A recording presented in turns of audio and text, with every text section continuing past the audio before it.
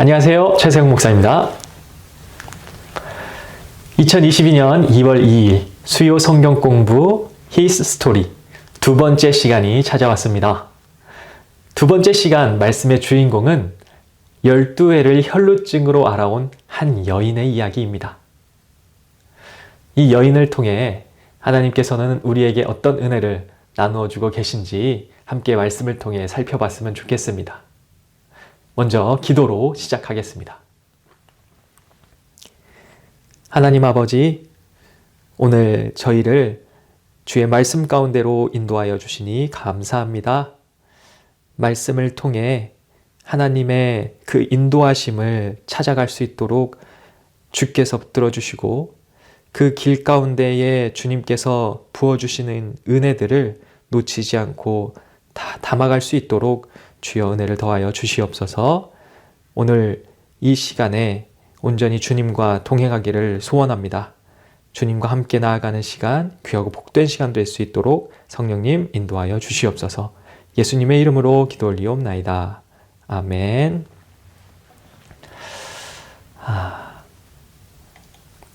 마가복음 5장 25절로 34절 말씀 제가 먼저 읽어드리도록 하겠습니다. 12해를 혈루증으로 알아온 한 여자가 있어 많은 의사에게 많은 괴로움을 받았고 가진 것도 다 허비하였으되 아무 효용도 없고 도리어 더 중하여졌던 차에 예수의 소문을 듣고 무리 가운데 끼어 뒤로 와서 그의 옷에 손을 대니 이는 내가 그의 옷에만 손을 대어도 구원을 받으리라 생각함일러라. 이에 그의 혈루 근원이 곧 마름에 병이 나은 줄을 몸에 깨달으니라. 예수께서 그 능력이 자기에게서 나간 줄을 곧 스스로 아시고 무리 가운데서 돌이켜 말씀하시되 누가 내 옷에 손을 대었느냐 하시니 제자들이 여짜오되 무리가 애워싸 미는 것을 보시며 누가 내게 손을 대었느냐 물으시나이까 하되 예수께서 이 일을 행한 여자를 보려고 둘러보시니 여자가 자기에게 이루어진 일을 알고 두려워하여 떨며 와서 그 앞에 엎드려 모든 사실을 여쭈니 예수께서 이르시되 딸아 내 믿음이 너를 구원하였으니 평안히 가라. 내 병에서 놓여 건강할지어다. 아멘. 테레사 수녀는 이런 말을 했습니다. 오늘날의 가장 심각한 질병은 한센병도 아니고 결핵도 아니다. 바로 모든 사람들로부터 받는 무관심이다. 신체적인 질병은 약으로 고칠 수 있으나 이 외로움이나 우울증을 고칠 수 있는 약은 없다. 그것은 오직 사랑뿐이다. 테레사 수녀의 말이라서 더 마음에 와닿는 것 같은데요. 어쩌면 이 세상에서 가장 이 슬픈 감정이 바로 이 외로움이 아닌가 싶습니다. 우리 심포니교회 성도님들도 이 외로움을 겪어본 적이 있지 않으신가요? 주변에 사람이 아무리 많이 있어도 친구들이 있고 가족과 함께 있어도 불현듯 찾아오는 외로움이 있어요. 또 주변에 아무도 없기 때문에 더 깊이 외로움 가운데 빠지는 경우도 있습니다. 그런데요, 오늘 이 말씀에 보시면 이 외로움의 끝자락에 놓인 어쩌면 세상에서 가장 슬퍼 보이는 한 여인이 등장합니다. 그녀는 바로 12해를 혈루증으로 알아온 여인이에요. 그런데 이 이야기에 굉장히 특이한 점이 하나 있거든요. 이 혈루증 앓는 여인의 이야기를 앞뒤로 감싸고 있는 또 다른 한 여자아이의 이야기가 나온다는 거예요. 그 소녀는 바로 회당장 야이로의 12살 난 외동딸입니다. 12년 혈루증을 알아온 여인, 그리고 이제 12살이 된 소녀. 지난 12년 이 두 여인에게는 무슨 일이 있었던 것일까요? 이 12살 된 어린 소녀의 아버지는 회당장이었습니다. 무슨 장이라고 하니 자세히는 몰라도 뭔가 높은 지위에 있는 사람처럼 느껴지죠. 실제로 그랬습니다. 회당이라는 곳은 간단하게 말하면 율법을 가르치고 배우는 곳이에요. 그리고 하나님을 예배하는 장소였습니다. 그리고 회당장은 이 회당의 총책임을 맡고 있는 가장 높은 직책인데 보통 율법에 능통한 바리새인 중에 그리고 그 지역에서 가장 유력한 사람이 회당장을 맡았다고 합니다. 이 소녀의 아빠는 그런 사람이었어요. 뿐만 아니라 이 소녀를 정말 아끼고 사랑하는 딸바보였습니다. 그렇다 보니 이 소녀는 부유하면서 동시에 행복한 어린 시절을 보낼 수 있었던 것 같아요. 지난 12년 동안 말입니다. 그런데 안타깝게도 아주 큰 시련이 찾아오죠. 죽을 병에 걸려요. 고작 12살에. 불행 중 다행인 것은 그녀에게 슈퍼맨 같은 아빠가 있었다는 겁니다. 아빠는 아이의 병을 고치기 위해 백방으로 수소문합니다. 그런데 고쳐지지가 않는 거예요. 그러던 중 기적의 사람 예수가 근처 동네에 왔다는 소식을 듣게 됩니다. 당시 그들의 기준으로 율법을 파괴하는 것처럼 보이는 이 예수님을 쫓아가서 그 발 아래 엎드려 간곡히 부탁한다는 것은 있을 수가 없는 일이었어요. 그런데 그는 오직 이 사랑하는 딸을 위해서 자신의 권위며 지위며 신념까지도 다 내팽개치고 주님의 발 앞에 엎드려서 간곡히 매달립니다. 그 결과 달리다 쿰, 소녀여 일어나라 라는 예수님의 말씀으로 이 사랑하는 딸이 죽음에서 살아나게 돼요. 이 아름답고 훈훈하고 은혜스러운 이야기. 이 이야기를 비집고 들어온 한 여인이 있었습니다. 세상에서 가장 외롭고 쓸쓸해 보이는 한 여인. 저주받은 인생으로만 보이는 한 여인. 그녀는 혈루증 환자였습니다. 구약성경 레위기 15장을 보시면 이 혈루병에 대한 자세한 설명이 나와 있거든요. 병에 걸린 사람은 그의 존재 자체가 부정한 것으로 여겨졌어요. 뿐만 아니라 그 사람이 닿았던 물건까지도 다 부정해진다고 믿었습니다. 심지어 그릇을 만지면 그 그릇은 깨트려야 했어요. 사람들이 많이 모이는 모임은 그러니 당연히 갈 수가 없었습니다. 왜냐하면 주변 사람들이 다 같이 부정해져 버리니까. 그렇기에 특히 하나님의 성전에 가서 예배하는 것은 철저히 금지되었습니다. 더욱 불행한 것은 여인의 이 부정한 하혈이 죄의 상징으로 간주되었다는 거예요. 그렇다 보니 대부분 가족들에게 버림을 당했습니다. 왜요? 같이 있으면 가족도 다 부정해지니까.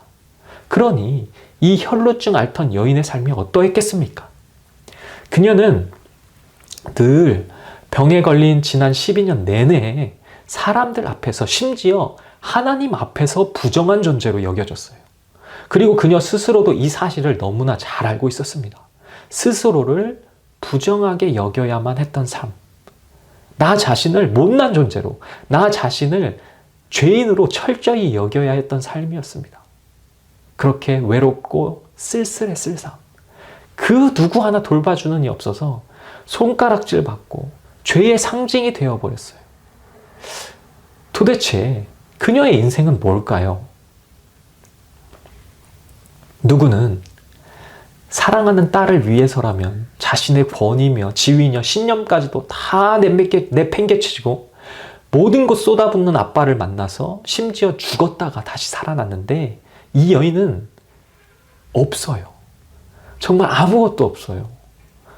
이 상처 입고 갈기갈기 찢어진 그녀의 마음을 위로해 줄 사람이 도무지 보이지가 않습니다. 혹시나 해서 의사들을 많이 찾아가 봤답니다. 그런데 많은 의사에게 오히려 많은 괴로움만 받았다고 나옵니다. 그나마 가진 것도 다 허비하게 되었다고. 아무 효험이 없었어요.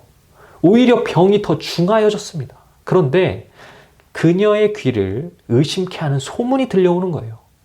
예수라는 사람, 메시아래요. 스스로를. 중풍병자가 상을 들고 가요. 눈먼자가 눈을 떠요. 많은 사람들이 따르기 시작합니다. 귀신들이 쫓겨났다는 이야기, 심지어 죽은 사람이 살아났다고까지 해요. 이 믿을 수 없는 소문이 그녀 속에 아주 작은 희망으로 비추기 시작했습니다. 그런데 어느 날 예수님이 근처에 오셨다는 소문을 듣게 돼요. 그녀는 어떻게 기다렸다는 듯이 한 걸음에 달려갑니다.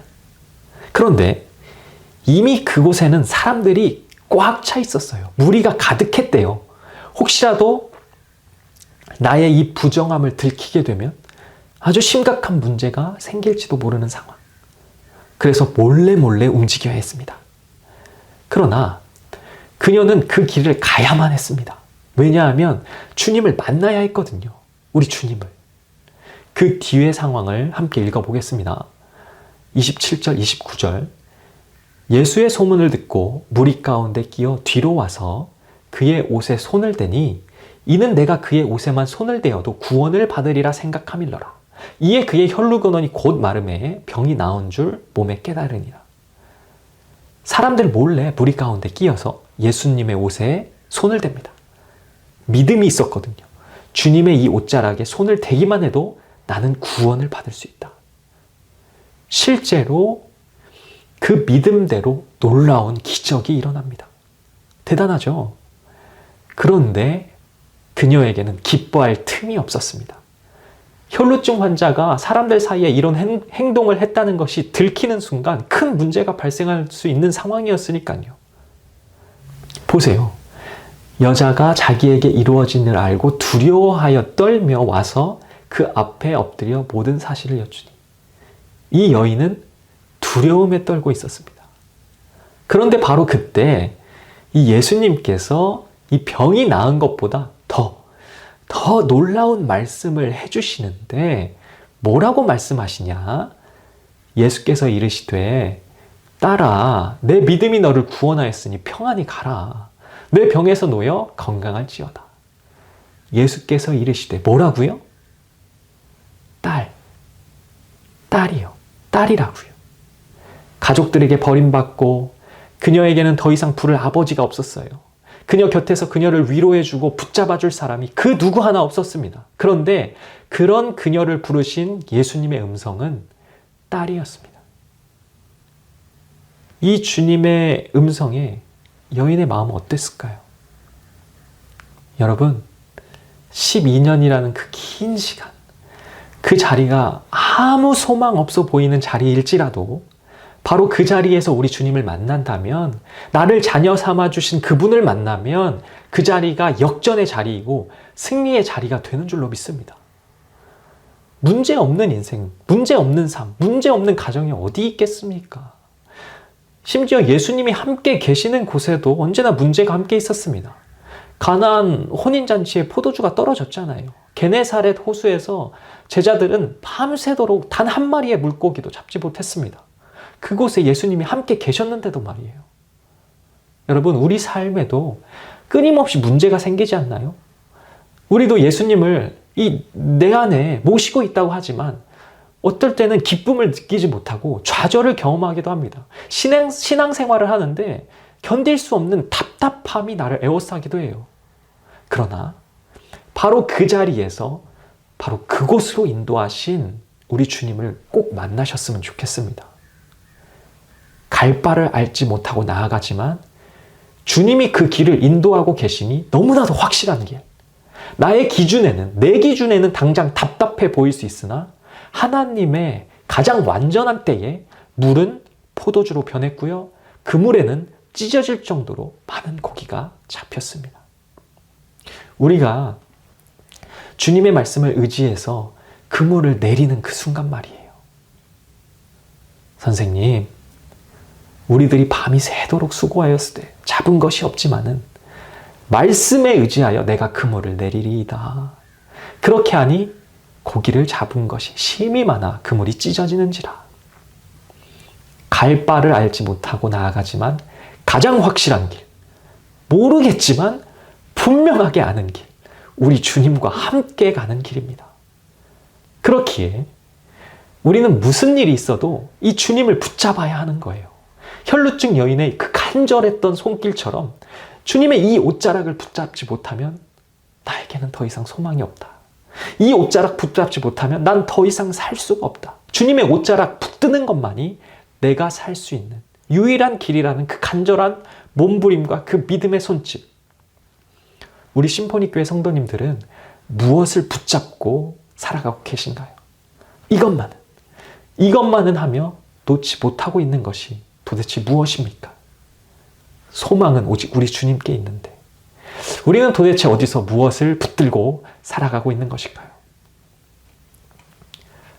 예수님 얼마나 돌아다니셨는지 꾀죄죄하고 다 헤어져 버린 옷자락이었어요. 세상의 눈으로는 아무 능력 없어 보이는 옷자락이었습니다. 아무것도 할 수 없어 보이는 그것. 그러나 그 옷자락이 우리 주님의 것이었기에 바로 그곳에 능력이 임한 것입니다. 우리 심포니교회 성도님들 주님의 그 옷자락을 꼭 붙드시기를 축복합니다. 그날 수많은 사람들이 예수님을 스쳐 지나갔거든요. 그러나 예수님은 오직 이 한 딸을 돌아보기 위해 멈추셨고 오직 그녀만 고침받았습니다. 오늘날 얼마나 많은 사람들이 주님을 만나기 위해 교회에 나오고 신앙생활을 하며 이 예수님의 옷자락을 스치고 지나갑니까? 그러나 진정으로 주님이 찾으시는, 주님이 돌아볼 만한 사람은 어디에 있는지, 진정으로 그리하여 치유받고 회복을 얻어서 주님 안에 자유를 얻어 돌아가는 사람은 얼마나 되는지 모르겠습니다.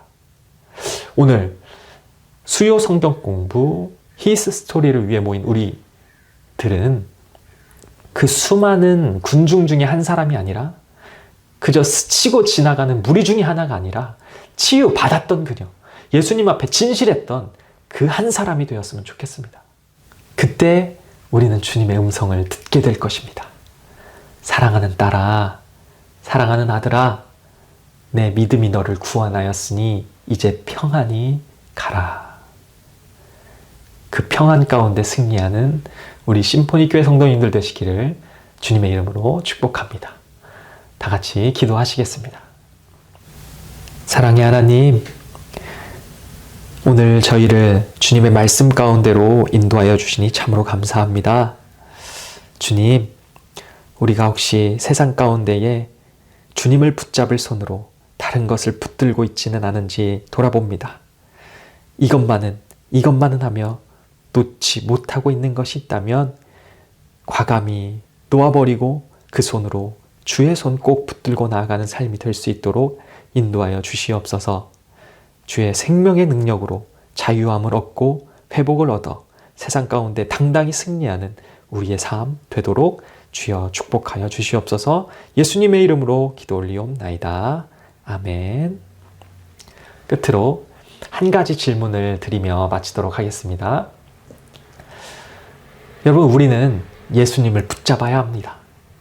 혹시 다른 것을 붙잡고 계시지는 않으신가요? 미련을 가지고 놓지 못하는 것이 있는지 같이 한번 생각해 봤으면 좋겠습니다.